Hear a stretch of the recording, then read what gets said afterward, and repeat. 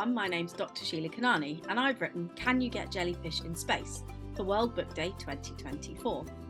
I've got about 11 children's non-fiction books out and some coming in the next few years. A lot of them are about space and science, but some of them are the biographies of some incredible women in history like Michelle Obama and Rosa Parks. Can You Get Jellyfish in Space is book number 2 in a series, and the first one, this one there, is Can You Get Rainbows in Space? So do check that one out as well.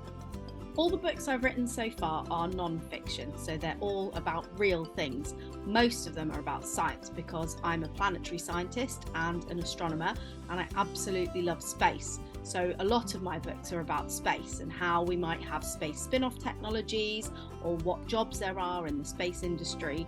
But Can You Get Rainbows in Space and Can You Get Jellyfish in Space are about, rainbows is about light and colour in science and nature.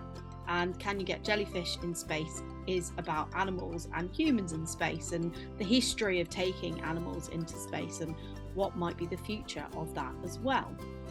Now, the reason I write about space is because of my absolute passion for space, but also because I've studied it for many, many years.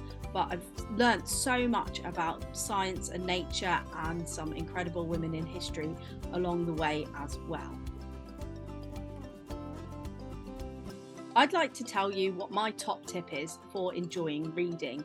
And I've got a lot, but I think at the moment, because I'm so busy, I've really taken to listening to audiobooks because I can do that when I'm doing other things. I absolutely love curling up with an actual good book, and I love real books rather than e-books. But audiobooks are really useful because you can listen to them while you're walking the dog or being outside in nature or doing chores as well. So boring chores like folding the laundry and ironing, I make much more exciting by listening to an audiobook at the same time. I absolutely love reading, obviously, who doesn't?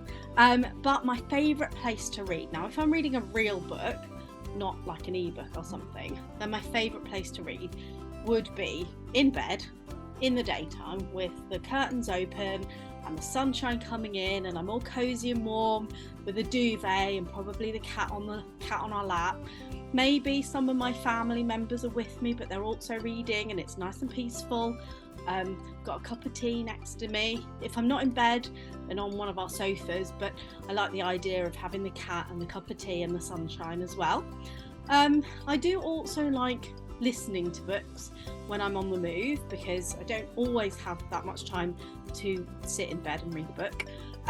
So in that case, we live really near a beach, so I do quite like putting the earphones in and listening to an audiobook while I walk down the beach.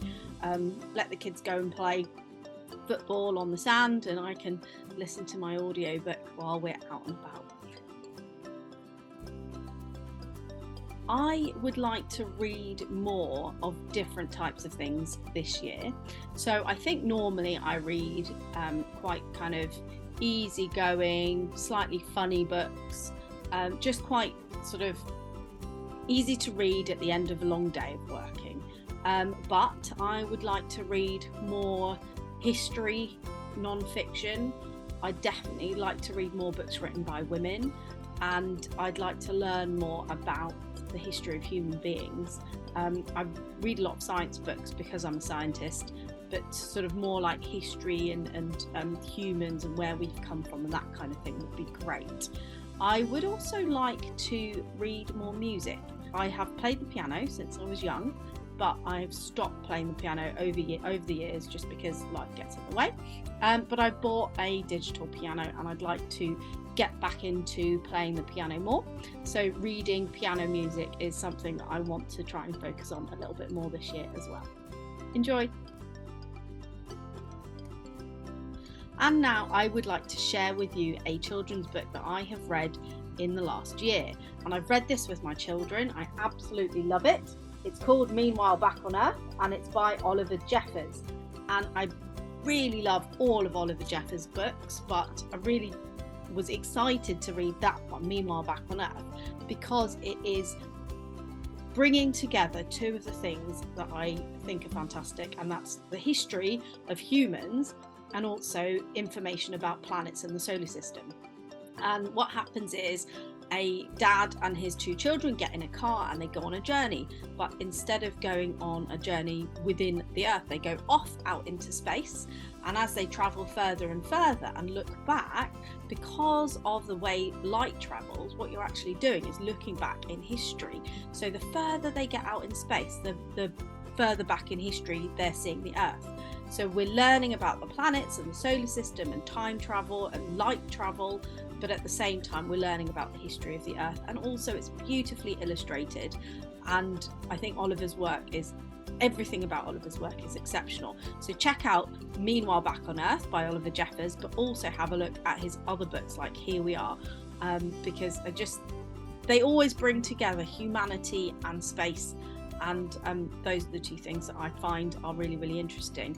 And I know in Here We Are, one of his key messages is to be kind. And I think being kind is one of the most important things that anyone can do. Enjoy!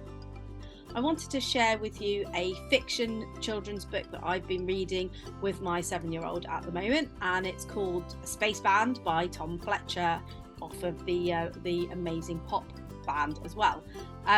Space Band is about a group of young people who are in a band, and they desperately want to be the best band in their school, and they enter a competition, and suddenly they are sent up into space to take part in an intergalactic space band competition to save the Earth.